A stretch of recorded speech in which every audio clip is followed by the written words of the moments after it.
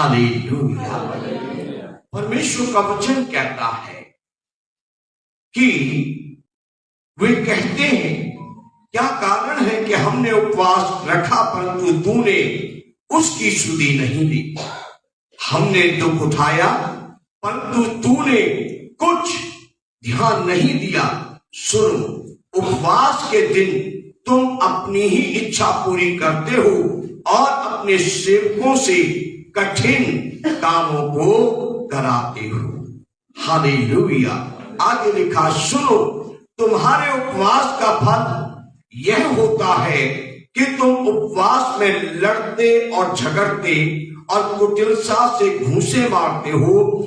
जैसा उपवास तुम आजकल रखते हो उससे तुम्हारी प्रार्थना ऊपर सुनाई नहीं देती। हालेलुया। इतना स्पष्ट।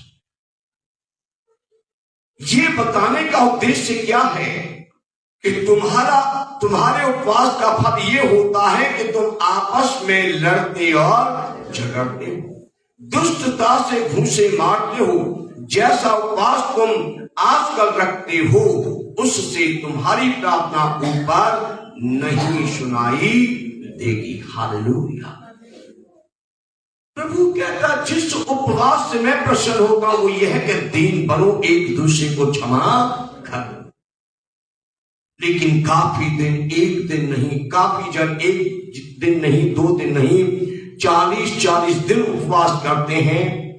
मैं व्यक्तिगत बता रहा हूं, बहुत लोगों को मैंने करीब से देखा, लेकिन 40 दिन में भी वो अपने सामने वाले को क्षमा नहीं करते,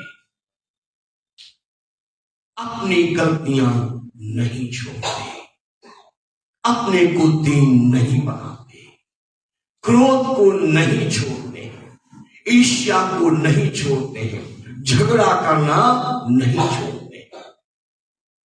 मैंने जब ऐसी जो पेंटिकॉस्टल मूवमेंट की सेवकाई होती शुरू की, इससे पहले मैं दूसरी कलीसियाओं में फेलोशिप करता रहा हूं, दिल्ली में, जयपुर में, यहां चंडीगढ़ में भी। मैंने देखा रोजों के दिनों में जब शाम को प्रार्थना को आते, जब संडे को प्रार्थना में आते हैं, तब भी टेढ़ी नजर से घूरते हैं। अच्छा, ये पहले ही आके बैठ गया है, अच्छा ये आवाज है, आज बड़े रंग बिरंगे कपड़े पहन के आपने आपको दिखाने आया है।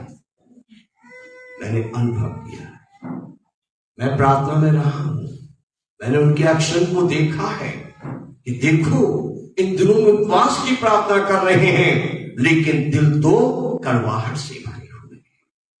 हालेलुया। उपवास से अजीजों एक परिवर्तन आना चाहिए। क्यों ब्रदर सोनू जी? उपवास एक परिवर्तन लाना चाहिए। पैराग्राफ नहीं पढ़ेंगे, लंबा नहीं जाऊंगा। ब्रदर प्रकाश नायक जी, उपवास से एक परिवर्तन आना चाहिए। सही बात है ना? हमारे यीशु जी जिनका हम इन दिनों में याद कर रहे हैं, उनके उपवास का रिजल्ट क्या है? एक परिवर्तन। हालेलुया। यीशु जी जब बियाबान जंगल में गए तब कुछ और थे, 40 दिन भूखे प्यासे रहकर लौटे तो कुछ और थे। हालेलुया। क्योंकि वो वहां पवित्र आत्मा की अगुवाई में दीन बने, नम्र बने। हालेलुया। कोड़ों से तो बहुत देर में टूटे लेकिन वो पहले वहां पर टूटे। हालेलुया। और वहां पाकरू ने उनको सामर्थ से भरा, वहां पाकरू ने उनको अभिषेक से भरा। हालेलुया। और जब वो लौटे तो लोगों ने उनमें परिवर्तन देखा और लोगों ने कहा कि वो खाली गया था लेकिन सामर्थ से भरा हुआ लौटा। हालेलुया। मूसा को देखिए, 40 ही दिन उनके थे ना पास्टर जॉनसन साहब। 40 दिन ना रोटी थी ना पानी था, खुदाबंद की हजूरी में। ये लिखा नहीं है, बर्बाद उनकी अगुवाई में कहता हूं, 40 दिन भूखे प्यासे उपवास की हालत में थे, लेकिन जब वो वापस आए वो पहले जैसे नहीं थे। परमेश्वर ने उनको दीन बनाया, नम्र बनाया, अपनी सामर्थ से भरा, और वो ऐसे अभिषेक के साथ लौटे कि इस्राएली घबरा गए और कहने लगे, अपने चेहरे पर चादर डाले, हमसे ये देश देखा नहीं जाता। हालेलुया। परमेश्वर के बेटे बेटियों, प्रभु चाहते हैं चाहे 40 दिन का उपवास मत करो, सिर्फ 1 दिन का ब्रेकफास्ट छोड़ो, लेकिन दुआ करो, मेरे मन को बदल दे, ईर्ष्या निकाल दे, जलन निकाल दे, क्रोध निकाल दे। हालेलुया। मुझे बदल दे, घूसे मारना छुड़ा दे, गाली देना छुड़ा दे, टेढ़ा चलना छुड़ा दे। मुझे ऐसा बना दे कि चाहे मैं उपवास न करूं, केवल दुआ में तेरे सामने खाली आऊं, मैं तुझे पसंद था। हालेलुया। वचन कहता है, जिस उपवास से मैं प्रसन्न होता हूं, जिसमें मनुष्य स्वयं को दीन करे, घूसे मारना छोड़ दे। हालेलुया। झगड़ा करना छोड़ दे, प्रेम से रहने लगे, मोहब्बत से रहने लगे, दीन बने, वो उपवास मुझे ग्रहण है। जिस उपवास से मैं प्रसन्न होता हूं, अर्थात जिसमें मनुष्य स्वयं को दीन करे। और फिर सवाल है, क्या तुम इस प्रकार करते हो? क्या सिर को झाऊ के समान झुकाना, अपने नीचे टाट बिछाना और राख फैलाने ही को तुम उपवास और यहोवा को प्रसन्न करने का दिन कहते हो? हालेलुया।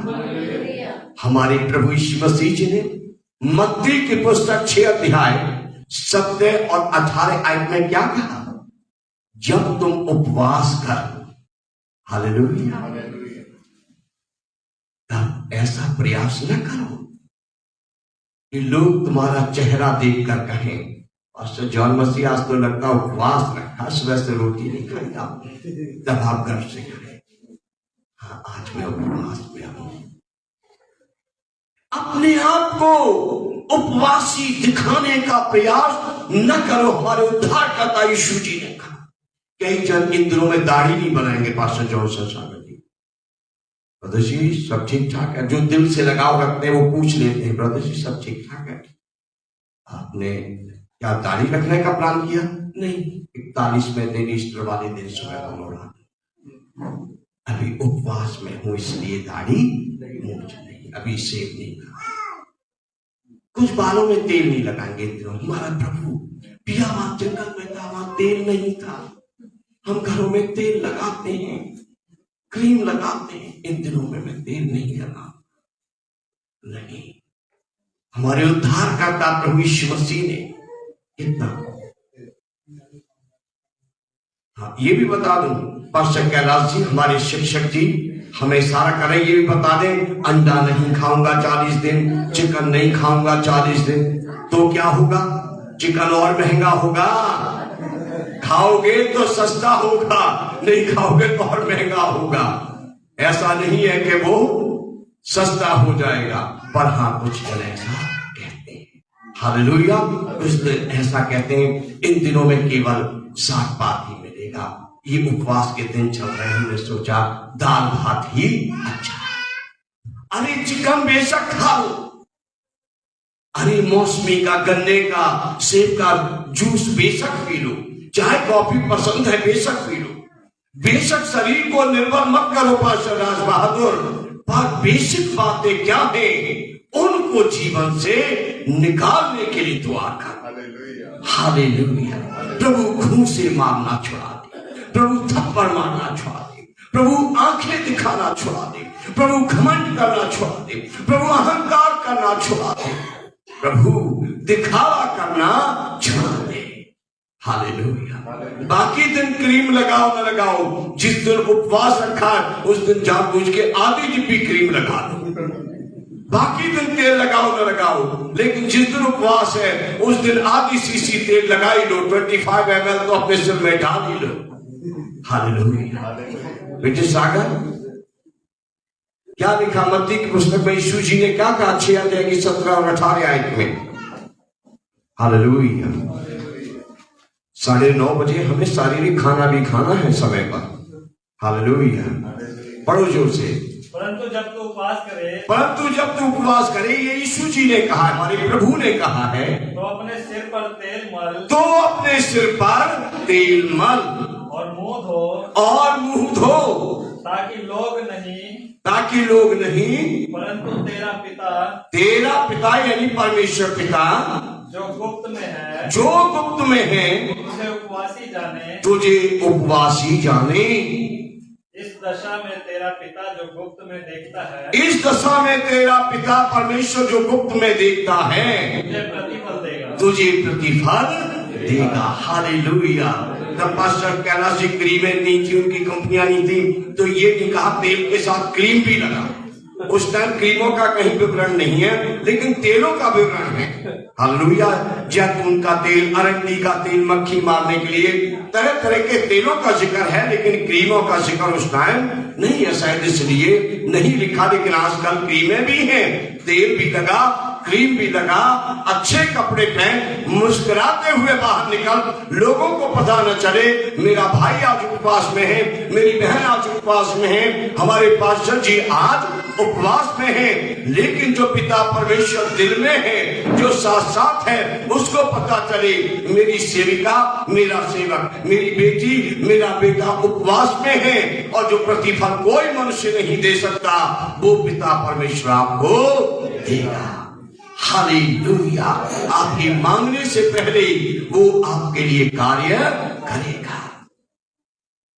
लेकिन पहले लोग क्या करते थे?